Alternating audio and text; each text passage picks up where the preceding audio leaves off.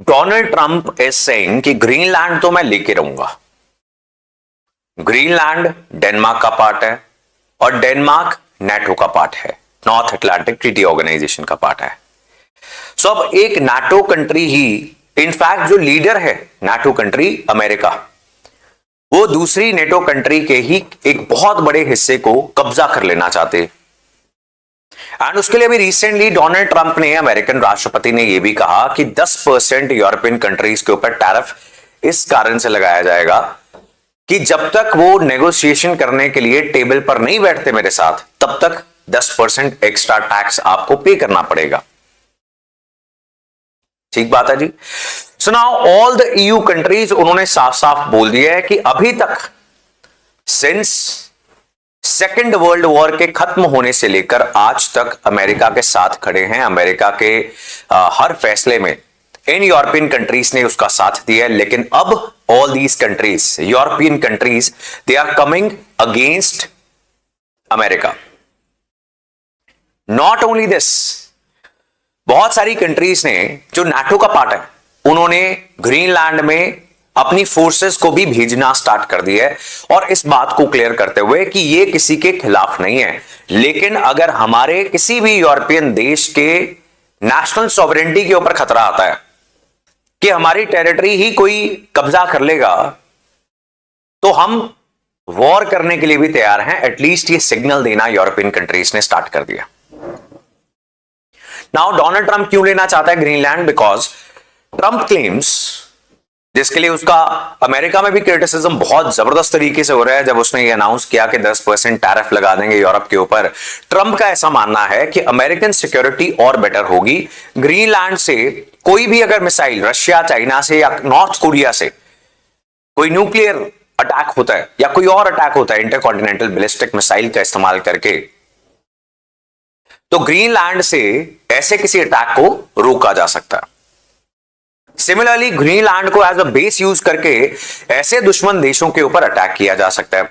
फिर आर्कटिक जो रीजन है जहां पर ग्रीनलैंड सिचुएटेड है, वहां पर ग्लोबल वार्मिंग और क्लाइमेट चेंज की वजह से आइस जो है वो पिघलनी स्टार्ट हो गई है, और वहां पर हैं बहुत सारे ऑयल और मिनरल्स जिनको निकालने की ऑलरेडी तैयारी बहुत सारे देश कर रहे हैं।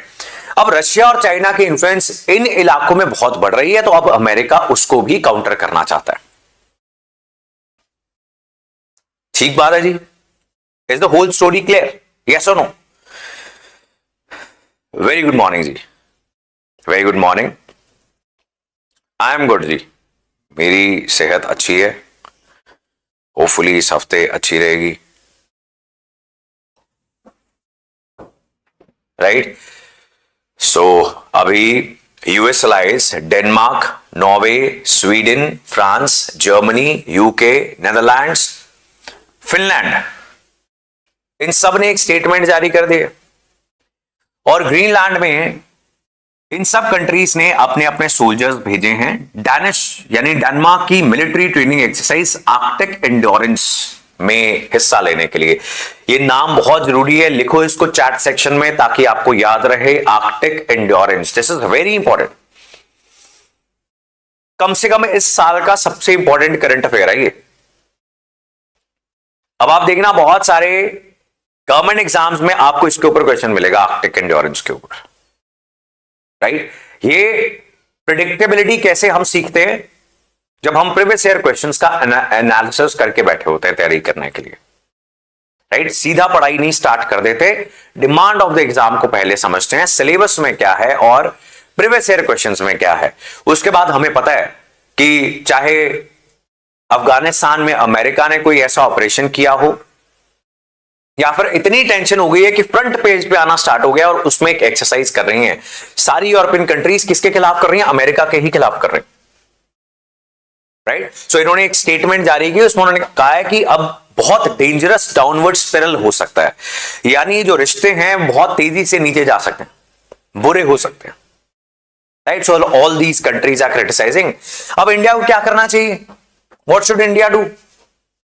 इंडिया को भी तो एक स्टेटमेंट जारी करनी है ना, और इंडिया के इंटरेस्ट्स को प्रोटेक्ट करते हुए करनी है। इंटरनेशनल रिलेशंस में the only objective is national interest, हमारे हितों की सुरक्षा। तो इंडिया को क्या करना चाहिए? राइट। सो अगर अमेरिका वॉर डिक्लेयर कर देता है, कोई ऑपरेशन कर देता है, इसके चांसेस अब कम होते जा रहे हैं because all the countries are criticising Donald Trump and उसकी स्टेटमेंट्स। और एक समय तक तो ग्रीनलैंड के बारे में स्टेटमेंट्स को सीरियसली ले ही नहीं रहा था, लेकिन अब लेनी पड़ रही है। सो गवर्नमेंट ऑफ इंडिया के लिए भी एक चिंता की बात है कि अगर चाइना की इन्फ्लुएंस आर्कटिक में बढ़ती है, ग्रीनलैंड में बढ़ती है, जैसे सारी दुनिया के अंदर बढ़ रही है, तो इंडिया के लिए भी तो चिंता की बात है ना। लेकिन किसी भी हालत में इंडिया किसी एक देश को किसी दूसरे देश के ऊपर कब्जा नहीं करने दे सकता, और इस बात का क्रिटिसिज्म इंडिया को करना ही पड़ेगा, करना ही चाहिए, चाहे वो स्टेटमेंट बहुत बैलेंस्ड साउंड करे। डिप्लोमेसी होनी चाहिए, नेगोशिएशन होनी चाहिए, बातचीत होनी चाहिए, लेकिन किसी देश की नेशनल सॉवरेंटी और टेरिटोरियल इंटेग्रिटी के ऊपर कोई दूसरा देश खतरा नहीं पहुंचा सकता, बिकॉज हमारी भी कुछ टेरिटरीज हैं जो आज हमारे एडमिनिस्ट्रेशन में नहीं है, कंट्रोल में नहीं है, पाकिस्तान के पास है, चाइना के पास है, राइट। एंड इंडिया के रिश्ते यूरोप के साथ बहुत अच्छे भी हो रहे हैं। यूरोपियन यूनियन लीडर्स आ रहे हैं 26 जनवरी की परेड देखने के लिए, और उसके बाद एक फ्री ट्रेड एग्रीमेंट भी साइन होना है। और उसका यही कारण है कि यूरोप भी यही रियलाइज कर रहा है, जो इंडिया रियलाइज कर रहा है, कि अमेरिका जो है वो ट्रस्टवर्दी नहीं है, उसके ऊपर रिलाई करना is not a good idea. So हम अपने रिश्तों में भी, जैसे हम एक्सपोर्ट्स में कर रहे हैं, वैसे हम अपने फॉरेन पॉलिसी में रिलेशंस के अंदर भी डाइवर्सिफिकेशन कर रहे हैं। We are building good relations with all the countries possible, right. I hope this is clear. तो इसी से जुड़ा हुआ इज दिस आर्टिकल जो आपको पढ़ना है, जो हमने डिस्कशन की है उससे जुड़ी हुई ये सारी बात है। बहुत कम पॉइंट्स बनाने हैं, इंडिया अमेरिका रिलेशंस में ही इसको डाल लेना, या फिर यूरोप का एक आपका नोट होना चाहिए इंटरनेशनल रिलेशंस का, उसमें आपके डिफरेंट हेड्स बन जाएंगे, जर्मनी, फ्रांस, इस तरीके से भी आप अपने नोट्स को ऑर्गेनाइज कर सकते हो। या फिर आप इंटरनेशनल रिलेशंस में एक फोल्डर बना लोगे जिसमें you will have Europe and all the concerns related to Europe, वो डिफरेंट डॉक्यूमेंट्स में आ जाएंगे। ठीक बात है जी।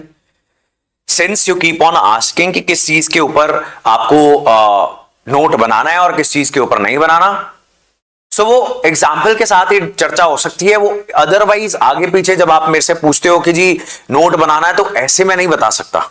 आई need to have some example in front of me, जैसे ये है। अब इसकी आप बहुत ज्यादा लंबी लंबी कहानियां लिखने लग जाओगे, that will not be a good idea. अभी बहुत ज्यादा डेवलपमेंट्स होनी बाकी हैं। अगर आज बहुत सारा लिखोगे, कल भी लिखोगे, परसों भी लिखोगे, तो आपका ग्रीनलैंड के ऊपर ही 10 पेज बन जाएंगे। और इतना तो आंसर में नहीं लिखना होता जितना आप पहले लिख के बैठ जाओगे। आर यू अंडरस्टैंडिंग दिस और नॉट? यस और नो?